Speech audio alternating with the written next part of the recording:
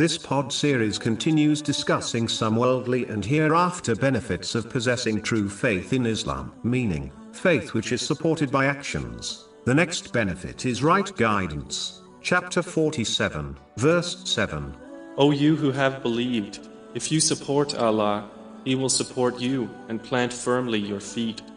This verse means that if one aids Islam, then Allah, the Exalted, will help them in both worlds. It is strange how countless people desire the help of Allah, the Exalted, yet do not fulfill the first part of this verse through the sincere obedience of Allah, the Exalted, by fulfilling His commands, refraining from His prohibitions, and by facing destiny with patience. The excuse most people give is that they do not have time to perform righteous deeds. They desire the help of Allah, the Exalted, yet will not make time to do the things which please Him. Does this make sense? Those who do not fulfill the obligatory duties and then expect the aid of Allah, the Exalted, in their moment of need are quite foolish. And those who do fulfill the obligatory duties yet refuse to go beyond them will find that the aid they receive is limited. How one behaves is how they are treated. The more time and energy dedicated to Allah, the Exalted, the more support they will receive.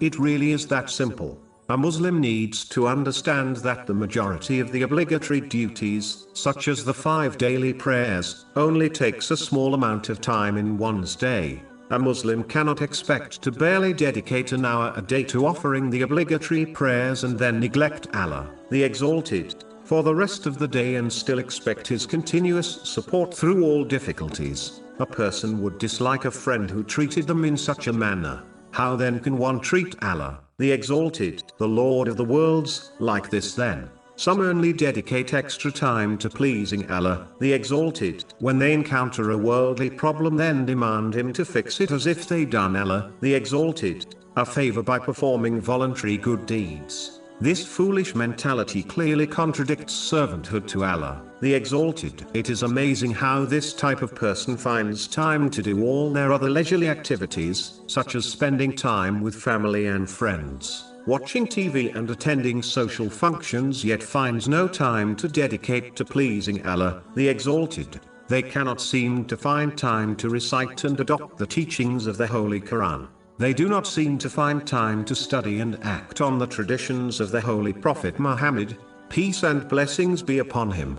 These people somehow find wealth to spend on their unnecessary luxuries, yet seem to find no wealth to donate in voluntary charity. It is important to understand that a Muslim will be treated according to how they behave, meaning, if a Muslim dedicates extra time to please Allah, the Exalted, then they will find the support they need to journey through all difficulties safely. But if they fail to fulfill the obligatory duties or only fulfill them without dedicating any other time to pleasing Allah, the Exalted, then they will find a similar response from Allah, the Exalted. Put simply, the more one gives, the more they shall receive. If one does not give much, they should not expect much in return. In addition, those who actualize their faith will be granted the ability to use every blessing they possess in the correct way so that they receive reward and further blessings in both worlds. In reality, in most cases, nothing in this material world in itself is good or bad, such as wealth. What makes a thing good or bad is the way it is used. It is important to understand that the very purpose of everything which was created by Allah, the Exalted, was for it to be used correctly according to the teachings of Islam. When something is not used correctly, it in reality becomes useless. For example, wealth is useful in both worlds when it is used correctly, such as being spent on the necessities of a person and their dependents. But it can become useless and even a curse for its bearer if it is not used correctly, such as being hoarded or spent on sinful things. Simply hoarding wealth causes wealth to lose value. How can paper and metal coins one tucks away be useful? In this respect, there is no difference between a blank piece of paper and a note of money. It is only useful when it is used correctly. So if a Muslim desires all their worldly possessions to become a blessing for them in both worlds, all they have to do is use them correctly according to the teachings found in the Holy Quran and the traditions of the Holy Prophet Muhammad, peace and blessings be upon him. But if they use them incorrectly, then the same blessing will become a burden and curse for them in both worlds. It is as simple as that.